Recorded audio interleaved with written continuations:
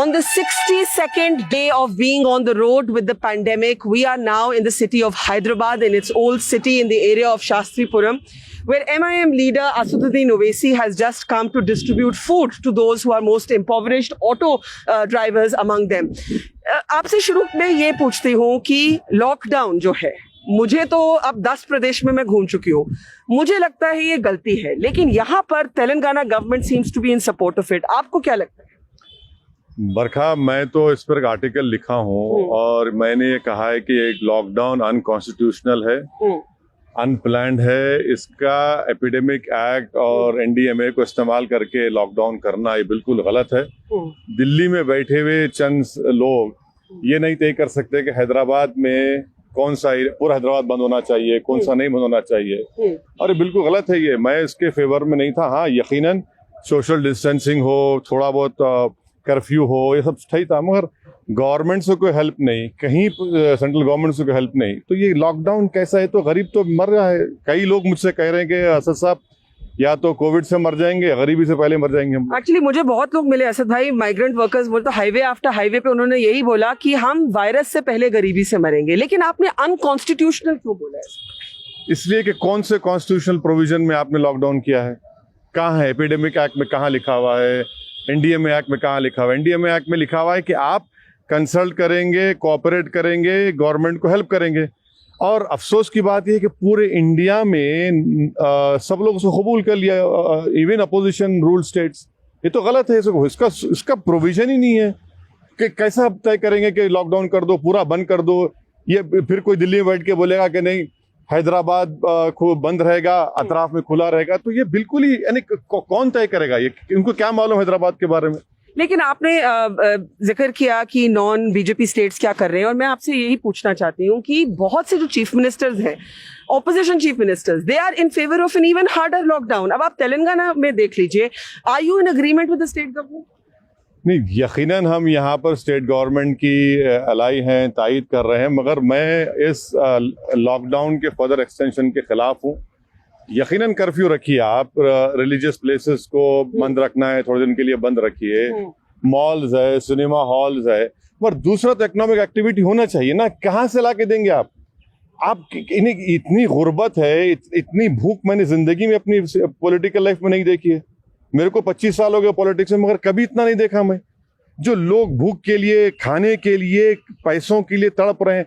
और इससे बढ़कर यह है कि हेल्थ इमरजेंसी है. जो हैदराबाद में 1 कमरा 2 कमरे के डॉक्टर्स, एमबीबीएस डॉक्टर खोल के चलाते थे, उसमें डायबिटिक हो, बच्चों का, पूरे बंद पड़े हुए हैं. इतना बड़ा, अच्छा पैसे नहीं है कि बड़े अस्पताल में जाकर इलाज कर सके. तो हर एतबार से गलत है कि माने हैदराबाद में कहावत है कि दीवाने उठे सर को मुस्सा लपटे. माने act in haste, repent in leisure. आपने इमीडिएटली फैसला कर दिया और भुगतना गरीब को पड़ रहा है. ये आपने एक बहुत जरूरी बात की कि जो नॉन कोविड पुअर है, क्योंकि हमने बहुत शहरों में ये पाया कि जिसको किडनी डिजीज हो, डायबिटीज हो, कैंसर हो, ट्यूबरकुलोसिस हो, आज उस गरीब आदमी के पास कहीं जाने की जगह नहीं है. बरखा, मैं आपको बता रहा हूँ कि डायलिसिस पेशेंट जो गवर्नमेंट हॉस्पिटल में जाते थे, शुरू में इतनी तकलीफ हुई यहाँ पर, मुझे फिर यहाँ हेल्थ मिनिस्टर से बात किया, फिर वो चालू किया गया. मगर अब दूसरे जो अस्पताल को जा रहे हैं, वो डॉक्टर्स बोल रहे हैं आपका कोविड टेस्ट कराओ. और अनफॉर्चुनेटली है कि कई डायलिसिस पेशेंट्स को कोविड निकल रहा है. अब हमारे गांधी हॉस्पिटल में माशाल्लाह से हो रहा है, उनका इलाज भी हो रहा है. मगर ये बहुत बड़ा प्रॉब्लम है, हेल्थ का तो बहुत बड़ा प्रॉब्लम है. पैसे नहीं उनके पास, बड़े अस्पताल क्यों जाएंगे? जहां पर छोटे जगह काम होता था, उनको आज बड़े अस्पताल में जाकर कैसे काम कराएंगे? अच्छा, आप ये बताइए असद भाई, this is not the time for Hindu, Muslim, BJP, Congress, फलाना ढमका, लेकिन इस समय भी हम देख रहे हैं that there has been a greater scrutiny on the Muslim community, और बहुत से स्टेट्स में ये भी हुआ है that the fear of backlash, तरह तरह के डर हैं.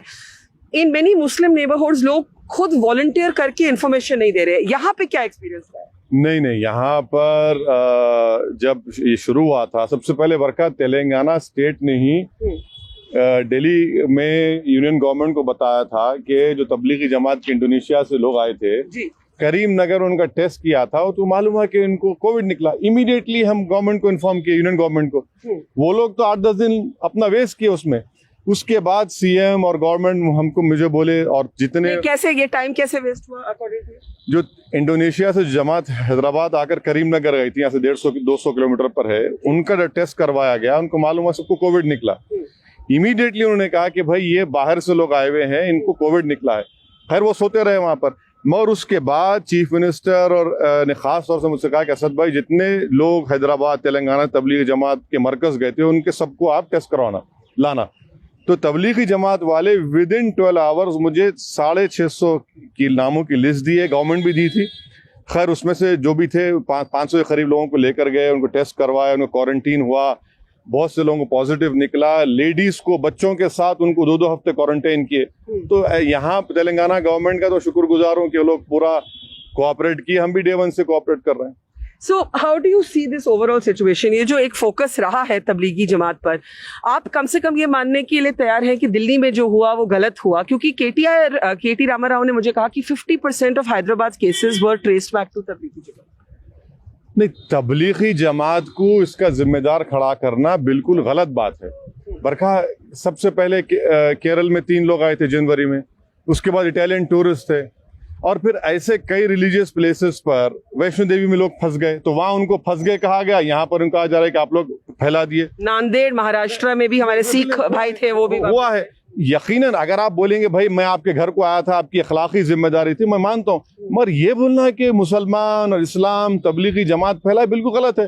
तो फिर आपने पार्लियामेंट को एडजर्न नहीं किया, आपने मध्य प्रदेश में क्राइसिस को गवर्नमेंट बनाने के लिए वहां पर पूरी भीड़ जमा की, नमस्ते ट्रम्प हुआ, तो फिर ये क्या है? फिर तो ये गलत बात है कि सिर्फ इसी पर बोझ डाल देना, इन्होंने नहीं किया, ये बिल्कुल गलत है। अब उनके डॉक्यूमेंट्स भी हैं, वो लोग पुलिस को मिले हैं, बता रहे हैं कि भाई हमने लिख के दिया था, आप परमिशन दीजिए, हम भिजाने तैयार है। लॉकडाउन हो गया उसके बाद। पर आपको लगता है कि इससे मतलब कई ऐसे हमारे प्रोमिनेंट मुस्लिम वॉइसेस भी हैं, उन्होंने भी तबलीगी जमात की काफी निंदा की है? अब नहीं, ये देखिए, तबलीगी जमात की निंदा करना बहुत आसान है।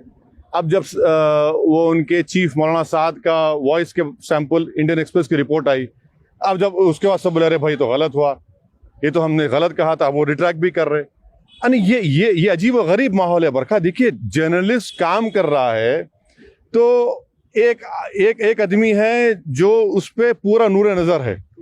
एक जर्नलिस्ट इंडियन एक्सप्रेस का है, उसको पुलिस बुलाती है, कोई पूछने वाला नहीं है उसको, क्योंकि उसने कहा कि भाई उनकी वॉइस रिकॉर्डिंग के उसमें वो सही नहीं आ रही आवाज और बिल्कुल उसमें फर्स्ट है। तो ये तमाशा हो रहा है। आखिर में आप क्या समझते हैं कि हमारी जो राजनीति, हमारा देश तो बदलने वाला है, कोरोना वायरस ये साल कैसे गुजरेगा किसको नहीं जानता, हमारी राजनीति कैसे बदलेगी इससे? बरखा, मुझे लगता है कि इस मुल्क को दोबारा एक नेहरू जैसे एक विजनरी लीडर की जरूरत है, जो इस मुल्क को रिकंस्ट्रक्ट करेगा। You are quoting Nehru and I know how much you dislike the Congress. Yes, I dislike the Congress, but the role of Nehru in prevailing and strengthening democracy, I cannot deny that. I am against Congress, true. But अब तो मुल्क को बनाना है। जब ये lockdown खत्म होगा, लोग बाहर निकलेंगे, तो यकीन मानिए जब उनको अंदाजा होगा कि पूरा बर्बाद हो चुका है, कुछ बाकी नहीं रहा है, मुल्क को दोबारा बनाना पड़ेगा। ये 4 बजे के अनाउंसमेंट, 8 बजे के अनाउंसमेंट, दिया जलाओ, इससे होने वाला नहीं है। अब मुल्क को रिकंस्ट्रक्ट करना पड़ेगा, दोबारा बनाना पड़ेगा। उसके लिए एक बहुत बड़े विजन की जरूरत है। और इसमें अगर आप लोगों को तोड़ेंगे मजहब के नाम पर, जात के नाम पर, गरीबी के नाम पर, अरे भैया आप इतने 122 लोग कल यूपी में एक्सीडेंट में मर गए, इनकी कीमत नहीं है क्या जान की? लोगों की ट्रेन पटरियों में सो रहे हैं, ट्रेन चली जाती है, कौन है वो लोग? 8 के 8 गोंड ट्राइबल हैं, कोई पूछने वाला नहीं है। तो ये इस मुल्क को दोबारा तामीर करना पड़ेगा, रिकंस्ट्रक्ट करना पड़ेगा। उसके लिए बहुत बड़े दिल की और विजन की जरूरत है। मोदी जी अगर आपसे मशवरा मांगे आखिर में, तो आप उनको क्या एडवाइस देंगे? नहीं, आप मेरे दुश्मन हैं। नहीं, मैं सच में पूछ रही हूँ, क्योंकि ये राजनीति का वक्त नहीं है। हर कोई, मैं भी देती हूँ मोदी जी को मशवरा, चाहे वो सुने या नहीं। नहीं, मैं पहले तो मुझे यकीन है कि मुझ जैसे अदना से मशवरा नहीं लेंगे। उनके पास बहुत बड़े अनमोल हीरे हैं जो आज इस मुल्क को इस चौखट पर लाकर छोड़ दिए हैं। मगर मैं इतना ही कहूँगा कि इस मुल्क को दोबारा रिकंस्ट्रक्ट करने की ज़रूरत है। ये कोविड क्राइसिस एक मौका है, हर चीज़ को सही तरीके से बनाने की ज़रूरत है।